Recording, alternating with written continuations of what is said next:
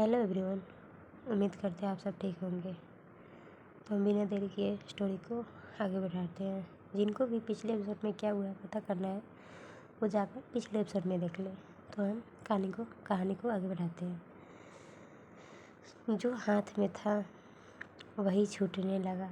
कभी कभी हम जिस चीज़ को सबसे ज़्यादा इग्नोर करते हैं उसी को सबसे पहले खो देते हैं। ठीक ऐसे ही आर्या के साथ हो रहा था। अगली सुबह घर में सब कुछ वैसा ही था, लेकिन अब आर्या के लिए कुछ भी वैसा नहीं था। डाइनिंग टेबल पे मीरा पहले से बैठी थी, लेकिन आज वो जल्दी उठ गई। सब कुछ रेडी था और वो खुद भी रेडी थी। कहीं जा रही हो? स्मिता ने पूछा। हाँ, थोड़ा काम है, मीरा ने जवाब दिया। आर्या वही खड़ी थी। उसने सब सुना लेकिन कुछ कहा नहीं। पहले वो हर चीज़ इग्नोर करती थी और अब वो हर चीज़ नोटिस करती है। मीरा बाहर चली गई, दरवाज़ा बंद हुआ और उस आवाज़ ने अंदर कुछ खाली कर दिया आर्या के। आर्या मन में सोचते हुए से समथिंग आर्या ने खुद से कहा, लेकिन अब भी कुछ नहीं बोला। आर्या ऑफिस चली गई। ऑफिस आज भी फाइल थी, मीटिंग थी, लेकिन आर्या का ध्यान कहीं और था। वो स्क्रीन को बार बार देख रही थी, लेकिन कुछ कर नहीं रही थी। मैम, उसकी असिस्टेंट ने कहा। आर्या ने बस बोला, आप ठीक हो? एक छोटा सा सवाल, लेकिन आर्या के पास जवाब नहीं था। यह आई एम फाइन झूठ। ऐसे ही टाइम बीतते गया। आर्या शाम को ऑफिस आई। घर दरवाज़ा खुला हुआ था। उसकी नज़र ऑटोमेटिक मीरा को ढूंढने लगी, जैसे ये उसकी आदत सी हो गई थी मीरा को आते ही घर में देखना। लेकिन आज घर बिल्कुल शांत सा लग रहा था। मीरा को ढूंढने लगी, लेकिन वो यहाँ नहीं थी। मॉम, मीरा ने उनसे पूछा, अपनी माँ से। स्मिता ने जवाब दिया, अभी तक नहीं आई है। इस बार आर्या के अंदर इरिटेशन नहीं आया, कुछ और आया, बेचैनी। ऐसे ही वो बेचैनी में समय कटता गया। समय घड़ी चल रही थी। शाम के 7 बज गए। 8-9 हर मिनट के साथ आर्या का पेशेंस टूट रहा था। वो बार बार फ़ोन उठाती, स्क्रीन देखती, फिर अब रख देती। कॉल कर लो, उसने खुद से कहा, लेकिन वो कर नहीं पाई। उसका ईगो अब भी बीच में आ रहा था। ऐसे ही रात के 10 बज गए। 10 बजे दरवाज़ा खोला। मीरा अंदर आई, थकी हुई, लेकिन इस बार वो सीधे अंदर जाने लगी। मीरा, आवाज़ आई आर्या की। मीरा रुकी। मीरा पीछे मुड़ी। कुछ सेकेंड दोनों की नज़रें आपस में मिली। इस बार साइलेंस अलग था। मीरा ने धीरे से कहा, तुम लेट हो गई हो। ये कंप्लेन नहीं था, बस एक ऑब्जर्वेशन था। मीरा ने हल्का सा सिर हिलाया। काम था। फिर वही जवाब, लेकिन इस बार आर्या ने आगे बढ़कर कहा। हर बार उसकी आवाज़ में फ्रस्ट्रेशन था, लेकिन उसके पीछे कुछ और ही था। मीरा ने उसे देखा। तुम्हें अब सडनली प्रॉब्लम होने लगी? सीधा जवाब। आर्या कुछ सेकंड चुप रही, फिर मुझे पहले भी थी, उसने धीरे से कहा। ये पहली बार था, उसने एडमिट किया। मीरा की आंखों में हल्का सा बदलाव आया, लेकिन वो तुरंत नॉर्मल हो गई। तुमने कभी नहीं बताया? सिंपल जवाब, लेकिन शार्प। आर्या के पास जवाब था, लेकिन फिर वही। वो रुकी, वर्ड्स अटक गए। कुछ सेकेंड, फिर लीव इट। उसने खुद की बात ख़त्म कर दी और पीछे हट गई। बस यही गलती थी, जब कहना चाहिए तब वो रुक जाती, और जब समझना होता है तब वो देर कर चुकी होती। बिना कुछ कहे अपने कमरे में चली गई मीरा, और वही आर्या खड़ी रह गई। इस बार उसके पास वर्ड नहीं थे, और शायद टाइम भी नहीं। कभी कभी हम जिसे खोने से डरते हैं उसे ही दूर ढकेल देते हैं, और ये आर्या ठीक वैसा ही कर रही थी। रात को घर में सन्नाटा था। मीरा कमरे में थी, लाइट धीमी, और वो अपने लैपटॉप में काम कर रही थी, लेकिन उसका ध्यान बार बार भटक रहा था, क्योंकि आज आर्या कुछ ज़्यादा ही चुप थी।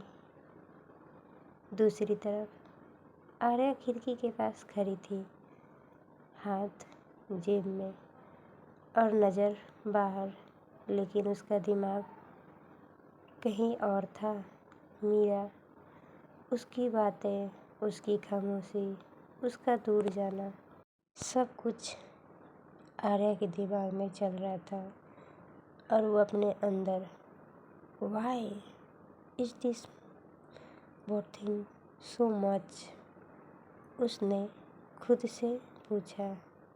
लेकिन आंसर, बिकॉज द मैटर, ये सच अब वो इग्नोर नहीं कर पा रही थी। अचानक मीरा, उसकी आवाज़ कमरे में गूंजी। मीरा ने लैपटॉप से नज़रें उठाई। हाँ, सिंपल और क्लैम।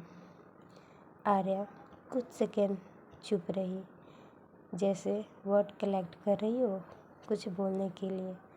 फिर, तुम आजकल बहुत बदल गई हो। उसकी आवाज़ स्टेडी थी, लेकिन अंदर हल्का सा शेक कर रहा था।